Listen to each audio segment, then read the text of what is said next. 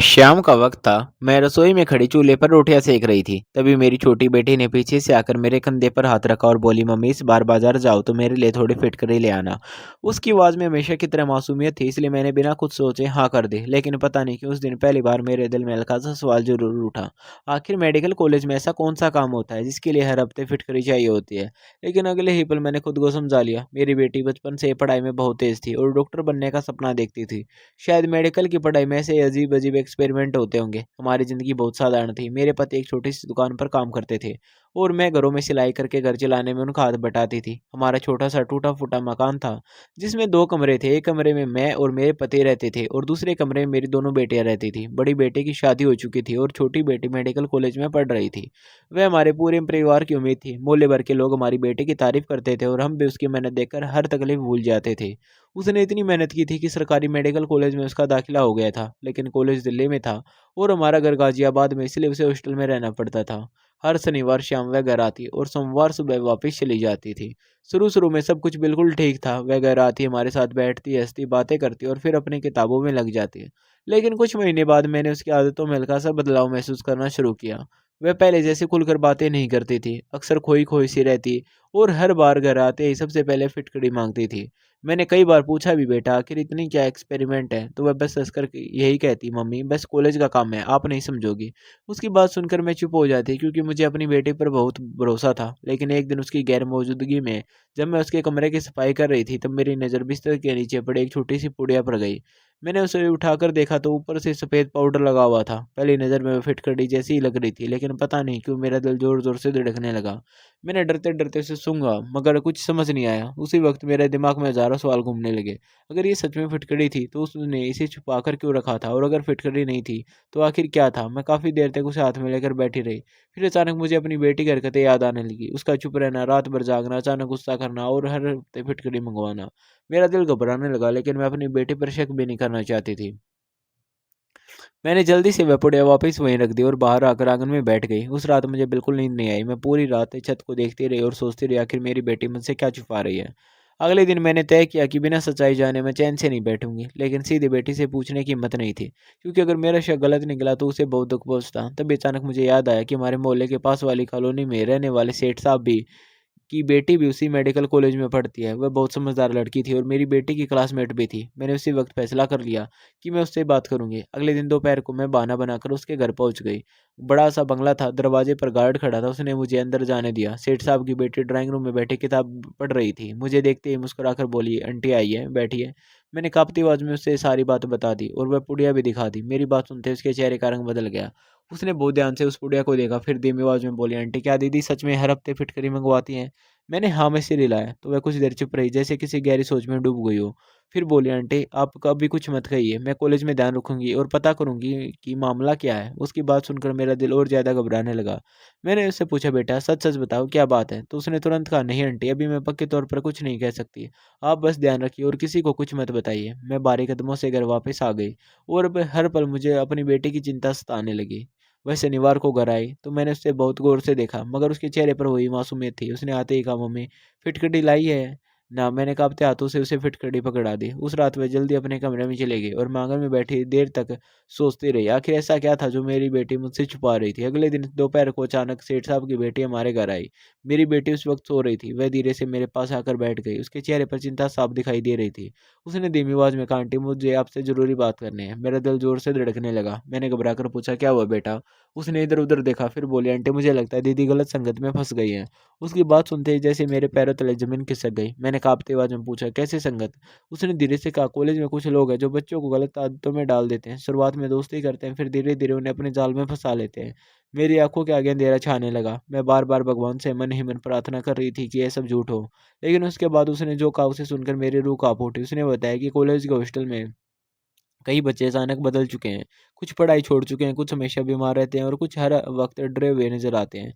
मैंने कांपती आवाज में पूछा, मेरी बेटी भी क्या उन्हीं में से है? उसने सीधे जवाब नहीं दिया, बस इतना कहा, आंटी मुझे पूरा शक है, लेकिन पक्का सबूत चाहिए। आप एक काम कीजिए, अगली बार जब दीदी घर आए तो रात में उनके कमरे पर नजर रखिए, शायद सच्चाई सामने आ जाए। उसकी बात सुनकर मेरे हाथ पैर ठंडे पड़ गए। मैं अपनी बेटी पर नजर रखने वाली थी, लेकिन अब मेरे पास और कोई रास्ता भी नहीं था। उस रात मैं देर तक सोचती रही।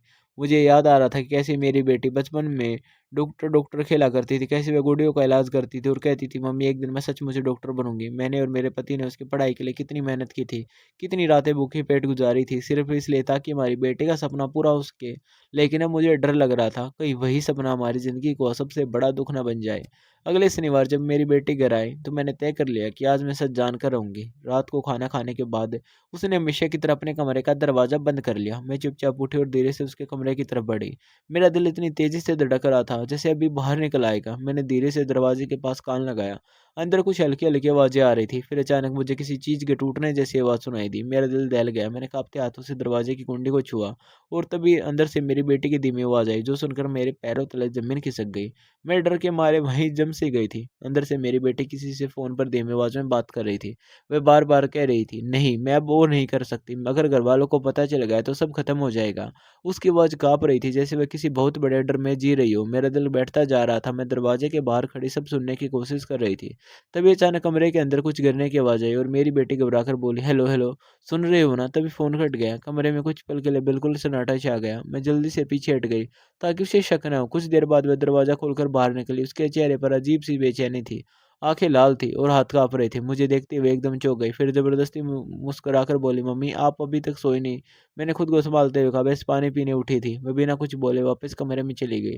लेकिन उस रात मेरी आँखों से नींद गायब हो चुकी थी। अब मुझे यकीन हो चुका था कि मेरी बेटी किसी बहुत बड़ी परेशानी में फँस चुकी है। अगले दिन सुबह वह बिल्कुल सामान्य बनने की कोशिश करती रही, जैसे कुछ हुआ ही ना हो। लेकिन माँ का दिल सब समझ जाता है। उसकी आँखों के नीचे काले घेरे बढ़ चुके थे, चेहरा पीला पड़ गया था और वह पहले की तरह खुलकर हँसती भी नहीं थी। सोमवार सुबह वह हॉस्टल चली गई, मगर इस बार उसके जाने के बाद घर काटने को दौड़ रहा था। मैं पूरे दिन बेचैन रही। आखिर दोपहर होते ही मैं फिर सेठ साहब के घर पहुँच गई। उनकी बेटी पहले से ही मेरा इंतज़ार कर रही थी। मुझे देखते हुए समझ गई कि कुछ हुआ है। मैंने रात की सारी बात उसे बता दी। वह कुछ देर बाद सोचती रही, फिर बोली, "आंटी, अब मामला बहुत गंभीर लग रहा है। मुझे लगता है हमें किसी बड़े की मदद लेनी पड़ेगी।" मैंने घबराकर पूछा, "कैसी मदद?" उसने धीरे से कहा, "कॉलेज में कुछ लोग बच्चों को गलत चीज़ों की आदत डाल रहे हैं। शुरुआत में उन्हें मुफ्त में देते हैं, फिर धीरे-धीरे उन्हें मजबूर कर देते हैं और जब बच्चे पूरी तरह फँस जाते हैं, तब उनका इस्तेमाल अपने कामों के लिए करते हैं।" उसकी बातें सुनकर मेरी रूह काँप उठी। मैंने रोते हुए कहा, "मेरी बेटी ऐसा नहीं हो सकती। वह बचपन से बहुत समझदार है।" उसने मेरा हाथ पकड़कर कहा, "आंटी, कोई भी बच्चा जानबूझकर गलत रास्ते पर नहीं जाता। कई बार हालात और गलत लोग उन्हें वहाँ तक पहुँचा देते हैं।" उसकी बात सुनकर मेरी आँखों से आँसू बहने लगे। तभी कमरे में सेठ साहब आ गए। उन्होंने मैं रोते हुए देख लिया और सख्त आवाज़ में पूछा, "क्या बात है?" पहले तो मैं डर गई, लेकिन उनकी बेटी ने उन्हें पूरी बात बता दी। सारी बातें सुनकर उनका चेहरा गंभीर हो गया। उन्होंने कुछ देर तक गहरी सोच में बैठे रहने के बाद कहा, "अगर ये सच है तो मामला सिर्फ एक लड़की का नहीं है, बहुत सारे बच्चों की ज़िंदगी बर्बाद हो रही है।" फिर उन्होंने तुरंत अपने एक जानने वाले पुलिस अधिकारी को फ़ोन लगाया और कॉलेज के बारे में जानकारी जुटाने को कहा। मैं डर गई थी। मुझे लग रहा था कहीं बात बाहर निकल गई तो हमारी बदनामी हो जाएगी, लेकिन अब पानी सिर से ऊपर जा चुका था। अगले कुछ दिन मेरे लिए किसी डरावने सपने से कम नहीं थे। मैं हर पल भगवान से प्रार्थना करती रहती कि मेरी बेटी सही सलामत घर लौट आए। उधर पुलिस चुपचाप कॉलेज और हॉस्टल की जांच कर रही थी। कुछ दिन बाद सेठ साहब ने मुझे बुलाया। जब मैं उनके घर पहुंची तो वहाँ का माहौल देखकर ही समझ गई कि बात बहुत आगे बढ़ चुकी है। सेठ साहब ने धीमी आवाज में कहा, "बहन जी, जो हमें पता चला है वह बहुत खतरनाक है। कॉलेज के हॉस्टल में कुछ लोग बच्चों को गलत आदतों में फंसा रहे हैं, खासकर उन बच्चों को जो घर से दूर रहते हैं। शुरुआत में दोस्ती, फिर पार्टी, फिर धीरे-धीरे ऐसी चीज़ों की आदत जिनसे बच्चे खुद को रोक नहीं पाता।" मेरा सिर चकराने लगा। मैंने काँपती आवाज़ में पूछा, "मेरी बेटी?" तब उन्होंने नज़रें झुका ली और बोले, "आपकी बेटी भी उन्हीं बच्चों में शामिल हो चुकी है।" ये सुनते ही जैसे मेरी पूरी दुनिया उजड़ गई। मैं वहीं ज़मीन पर बैठकर रोने लगी। मुझे अपनी बेटी का मासूम चेहरा याद आ रहा था। वह छोटी-सी बच्ची जो कभी मेरा बिना खाना नहीं खाती थी, आज इतनी बड़ी मुसीबत में फँस चुकी थी। तभी सेठ साहब की बेटी ने मुझे सँभालते हुए कहा, "आंटी, अभी सब खत्म नहीं हुआ है। अगर समय रहते उसे वहाँ से निकाल लिया जाए तो वह सँभल सकती है।" उसी वक़्त फैसला हुआ कि मेरी बेटी को तुरंत कॉलेज और हॉस्टल से वापस बुलाया जाएगा। लेकिन सबसे बड़ी मुश्किल ये थी कि मेरे पति को यह बताया जाए। वे अपनी बेटी पर जान छिड़कते थे। अगर उन्हें अचानक सच्चाई पता चलती तो न जाने क्या होता। उस रात मैं घर लौटी तो पूरी रात रोती रही। अगले दिन शाम को मेरी बेटी घर आई।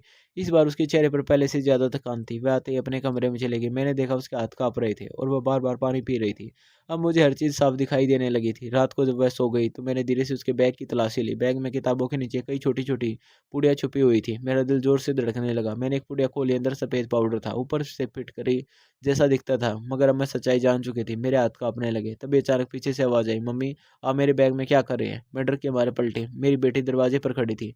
उसकी आँखों में डर साफ दिखाई दे रहा था। कुछ पल के लिए कमरे में सन्नाटा छा गया। फिर वह तेज़ी से मेरी तरफ बढ़ी और मेरे हाथ से पुड़िया छीन ली। मैंने रोते हुए पूछा, "बेटा, ये सब क्या है?" पहले तो वह कुछ नहीं बोली, फिर अचानक उसकी आंखों से आंसू बहने लगे और वह फूट-फूट कर रोने लगी। उसने काँपती आवाज़ में कहा, "मम्मी, मैंने बहुत कोशिश की थी छोड़ने की, लेकिन मैं फँस चुकी हूँ।" उसकी बात सुनकर मेरा कलेजा फट गया। मैंने उसे गले से लगा लिया और दोनों माँ-बेटी देर तक रोती रही। कुछ देर बाद उसने जो बताया उसे सुनकर मेरी रूह काँप उठी। उसने बताया कि हॉस्टल में कुछ लड़कियाँ उसे पार्टियों में ले जाने लगी थी। शुरुआत में सब सामान्य लगता था, फिर धीरे-धीरे उन्हें ऐसी चीज़ें दी गई जिनकी आदत लग जाती है। जो मना करता है उसे डराया जाता है, बदनाम करने की धमकी दी जाती है। कई लड़कियाँ वहाँ से निकलना चाहती थी, लेकिन निकल नहीं पा रही थी। मेरी बेटी भी उसी जाल में फँस चुकी थी।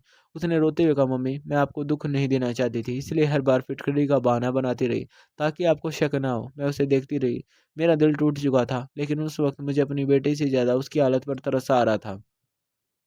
तभी अचानक बाहर दरवाजे पर जोर से दस्तक हुई। मेरा दिल घबरा गया। इतनी रात को कौन हो सकता है? मेरी बेटी डर के मारे काँपने लगी। उसने घबरा कर कहा, "मम्मी, दरवाज़ा मत खोलना।" लेकिन तभी बाहर से एक आदमी की भारी आवाज़ आई, "दरवाज़ा खोलो, हमें उससे बात करनी है।" और वह आवाज़ सुनते ही मेरी बेटी का चेहरा सफ़ेद पड़ गया। मेरी बेटी डर के मारे मेरे पीछे छुप गई थी। उसके हाथ बुरी तरह काँप रहे थे और चेहरा ऐसा सफ़ेद पड़ चुका था जैसे शरीर से सारा खून उतर गया हो। बाहर लगातार दरवाज़ा पीटने की आवाज़ आ रही थी। मेरा दिल इतनी तेज़ी से धड़क रहा था कि मुझे खुद अपनी साँसों की आवाज़ सुनाई दे रही थी। मैंने हिम्मत करके पूछा, "कौन है बाहर से?" फिर वही भारी आवाज़ आई, "दरवाज़ा खोलिए, कॉलेज से आए हैं, आपकी बेटी से ज़रूरी बात करनी है।" मेरी बेटी ने तुरंत मेरा हाथ कसकर पकड़ लिया और रोते हुए धीमी आवाज़ में बोली, "मम्मी, प्लीज़ दरवाज़ा मत खोलना।" मैं सब समझ गई थी कि मामला अब बहुत आगे बढ़ चुका है। मैंने धीरे से बेटी को कमरे में रहने को कहा और खुद बाहर वाले दरवाजे की तरफ बढ़ी। दरवाजे की जरीं से देखा तो बाहर 2 आदमी खड़े थे। दोनों के चेहरे पर गुस्सा साफ दिखाई दे रहा था। मैंने दरवाज़ा आधा सा खोला और पूछा, "इतनी रात को क्या काम है?" उनमें से एक आदमी बोला, "आपकी बेटी कई दिनों से कॉलेज नहीं आई है, उसे तुरंत हमारे साथ भेजिए।" उसकी आवाज़ में अजीब सा दबाव था। मैंने खुद को सँभालते हुए कहा, "उसकी तबीयत खराब है, वह कहीं नहीं जाएगी।" ये सुनते ही दूसरे आदमी ने तेज़ आवाज़ में कहा, "देखिए, ज़्यादा समझदारी मत दिखाइए, वरना अच्छा नहीं होगा।" मेरी रूह काँप गई, लेकिन तभी अंदर से मेरे पति बाहर आ गए। उन्होंने उन दोनों को देखकर सख्त आवाज़ में पूछा, "कौन हो तुम लोग?" दोनों आदमी एक पल के लिए घबरा गए, फिर बोले, "हम कॉलेज से आए हैं, बेटे की पढ़ाई का मामला है।" मेरे पति ने गुस्से में कहा, "रात के इस वक़्त कोई पढ़ाई की बात करने नहीं आता। निकल जाओ यहाँ से, वरना पुलिस बुलाऊँगा।" पुलिस का नाम सुनते ही दोनों आदमी जल्दी से वहाँ से चले गए, लेकिन जाते-जाते उनमें से एक आदमी मेरी तरफ देखकर बोला, "आपकी बेटी ने बहुत बड़ी गलती की है, अब वह आसानी से नहीं बचेगी।" उनकी बात सुनकर मेरे पैरों तले ज़मीन खिसक गई। दरवाज़ा बंद करते ही मेरे पति ने घबराकर पूछा, "आखिर मामला क्या है?" मैं अब तक उनसे सब छुपा रही थी, लेकिन अब और छुपाना नामुमकिन था। मेरी आँखों से आँसू बहने लगे और मैंने काँपती आवाज़ में उन्हें सारी बात सच्चाई बता दी। मेरी बात सुनते ही उनका चेहरा सुन्न पड़ गया। कुछ पल तक वह बिल्कुल चुप खड़े रहे, फिर अचानक गुस्से में कमरे की तरफ बढ़े, जहाँ मेरी बेटी डरी सहमी बैठी थी। उन्होंने उसे देखते ही ज़ोर से डाँटना शुरू कर दिया। वह रोते हुए बार-बार माफ़ी माँग रही थी, लेकिन मेरे पति का गुस्सा शांत नहीं हो रहा था। उन्होंने दर्द भरी आवाज़ में कहा, "हमने तेरे लिए क्या कुछ नहीं किया और तूने हमारी इज़्ज़त मिट्टी में मिला दी।" उनकी बातें सुनकर मेरी बेटी और ज़ोर-ज़ोर से रोने लगी और मैं बीच में आई और उन्हें रोकते हुए कहा, "अभी हमारी बेटी को हमारी ज़रूरत है। अगर हम ही टूट गए, तो उसे कौन सँभालेगा?" मेरी बात सुनकर वे चुप हो गए, लेकिन उनकी आँखों में दर्द साफ दिखाई दे रहा था। उस रात हमारे घर में कोई नहीं सोया। मेरी बेटी एक कोने में बैठी रोती रही और मैं उसके सिर पर हाथ फेरती रही। सुबह होते ही सेठ साहब का फ़ोन आया। उन्होंने बताया कि पुलिस ने कॉलेज के कुछ लोगों को हिरासत में लिया है और धीरे-धीरे पूरा मामला खुलता जा रहा है। कई बच्चों के परिवारों के सामने आने से डर रहे थे, क्योंकि बदनामी का भय सबको खाई जा रहा था। लेकिन अब मामला छुपने वाला नहीं था। अगले दिन हमें बेटी को डॉक्टर के पास लेकर गए। वहाँ डॉक्टर ने बताया कि उसकी हालत कमज़ोर ज़रूर है, लेकिन अगर सही इलाज और परिवार का साथ मिले, तो वह पूरी तरीके से ठीक हो सकती है। ये सुनकर पहली बार मेरे दिल में थोड़ी उम्मीद जगी। इलाज शुरू हुआ। मेरी बेटी कई दिनों तक कमरे से बाहर नहीं निकली। वह किसी से बात भी नहीं करती थी। हर वक्त चुपचाप बैठी रहती और कई बार अचानक रोने लगती। एक दिन मैं उसके कमरे में गई तो देखा वह अपने पुराने स्कूल की तस्वीरें देख रही थी। उसमें वह छोटी सी बच्ची मुस्कुरा रही थी, जिसने कभी डॉक्टर बनने का सपना देखा था। मुझे देखते ही वह फूट पड़ी और बोली, "मम्मी, मैंने आपका सपना तोड़ दिया।" मैंने उसे गले से लगा लिया और कहा, "नहीं बेटा, गलती इंसान से होती है, लेकिन ज़िंदगी गलती से ख़त्म नहीं होती।" मेरी बात सुनकर वह और ज़ोर-ज़ोर से रोने लगी। धीरे-धीरे उसका लहज़ा असर करने लगा। वह पहले से शांत रहने लगी, लेकिन मोहल्ले में बातें शुरू हो चुकी थी। लोग तरह-तरह की बातें करते, कुछ रिश्तेदार ताने मारते, कुछ लोग हमारे बेटे को देखकर फुसफुसाते थे। मेरे पति बाहर से मजबूत बनने की कोशिश करते, लेकिन मैं जानती थी अंदर से वे टूट चुके हैं। एक शाम मैं आंगन में बैठी थी, तभी मेरी बेटी मेरे पास आई और बोली, "मम्मी, क्या मैं कभी पहले जैसी हो पाऊँगी?" उसका सवाल सुनकर मेरी आँखें भर आई। मैंने उसका चेहरा अपने हाथों में लेकर कहा, "इंसान गिरकर ख़त्म नहीं होता बेटा, ख़त्म तब होता है जब उठने की कोशिश छोड़ देता है।" वह चुपचाप मेरे कंधे पर सिर रखकर बैठ गए। तभी अचानक बाहर गली में पुलिस की गाड़ी आकर रुक गई। मेरा दिल फिर घबराने लगा। कुछ ही देर में 2 पुलिस वाले हमारे घर के अंदर आए। उनके साथ सेठ साहब भी थे। पुलिस अधिकारी ने गंभीर आवाज में कहा, हमें आपकी बेटी से कुछ जरूरी बात करनी है। मेरी बेटी डर गई और मेरे पीछे आकर खड़ी हो गई। अधिकारी ने नरमी से कहा, घबराइए मत, हमें सिर्फ उन लोगों तक पहुंचना है जिन्होंने बच्चों की जिंदगी बर्बाद की है।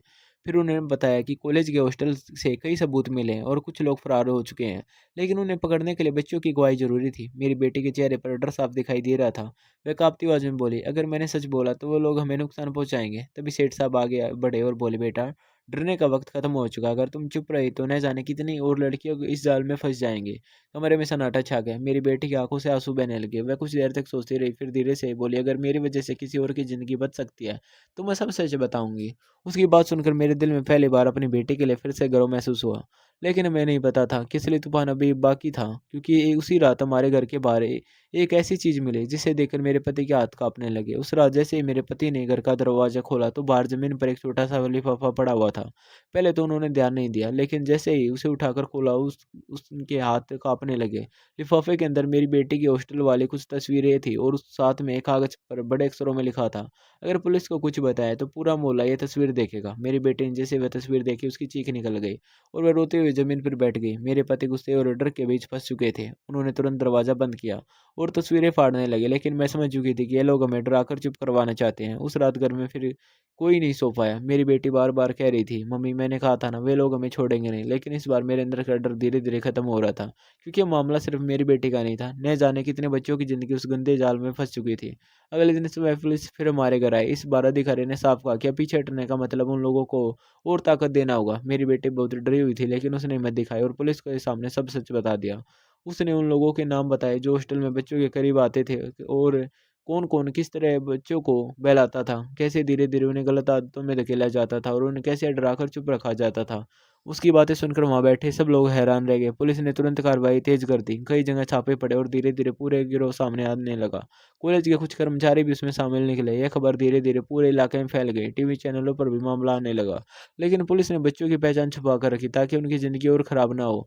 कुछ दिनों बाद कॉलेज प्रशासन पूरी तरह बदल दिया गया। हॉस्टल की जांच हुई और कई बच्चों को उनके परिवार अपने साथ घर ले गए। मेरी बेटी का इलाज भी लगातार चल रहा था। शुरू-शुरू में वह हर छोटी आवाज़ से डर जाती थी। रात को अचानक उठकर रोने लगती थी, लेकिन धीरे-धीरे उसने खुद को सँभालना शुरू किया। मैं हर वक्त उसके साथ रहती थी। मेरे पति भी अब पहले जैसे गुस्से में नहीं रहते थे। उन्हें एहसास हो चुका था कि गलती से ज़्यादा खतरनाक वे लोग थे जिन्होंने बच्चों की कमज़ोरी का फ़ायदा उठाया। एक दिन मेरी बेटी मेरे पास आई और उसकी आंखों में लंबे समय बाद थोड़ी शांति दिखाई दे रही थी। उसने धीरे से कहा, मम्मी क्या मैं फिर से पढ़ाई कर सकती हूँ? उसका सवाल कर सुनकर मेरी आंखें भर आई। मैंने तुरंत उसका हाथ पकड़ लिया और कहा, बेटा अगर इंसान सच्चे दिल से दोबारा शुरुआत करना चाहे तो भगवान भी उसका साथ देता है। मेरी बात सुनकर वह रोते हुए मुझसे लिपट गई। कुछ महीनों बाद हमने उसका दूसरे कॉलेज में दाखिला करवा दिया। इस बार वो हॉस्टल में नहीं रहती थी, रोज़ घर से जाती और वापस आती थी। शुरुआत में मोहल्ले वाले बातें करते रहे, रिश्तेदार ताने मारते रहे, लेकिन धीरे-धीरे सब शांत हो गए। क्योंकि वक्त के साथ लोगों को नए किस्से मिल जाते हैं, लेकिन एक माँ-बाप का दर्द जल्दी खत्म नहीं होता। आज भी जब मैं रात को अपनी बेटी को पढ़ते हुए देखती हूँ, तो मेरी आंखों के सामने उसका वह टूटा हुआ चेहरा घूम जाता है, जब वह डर और पछतावे में डूबी हुई थी। उसने अपनी ज़िंदगी को बहुत बड़ा सबक, बहुत दर्द सहकर सीखा था और हमने भी सीखा कि सिर्फ बच्चों पर भरोसा करना काफ़ी नहीं होता। उनकी हालत और बदलती आदतों पर नज़र रखना भी ज़रूरी होता है। कई बार बच्चे गलत नहीं होते, बल्कि गलत लोग उन्हें फंसा लेते हैं और जब तक परिवार को सच पता चलता है तब तक बहुत देर हो चुकी होती है। लेकिन अगर सही वक्त पर साथ मिल जाए तो बिगड़ी हुई ज़िंदगी भी दोबारा संभल सकती है। धन्यवाद दोस्तों।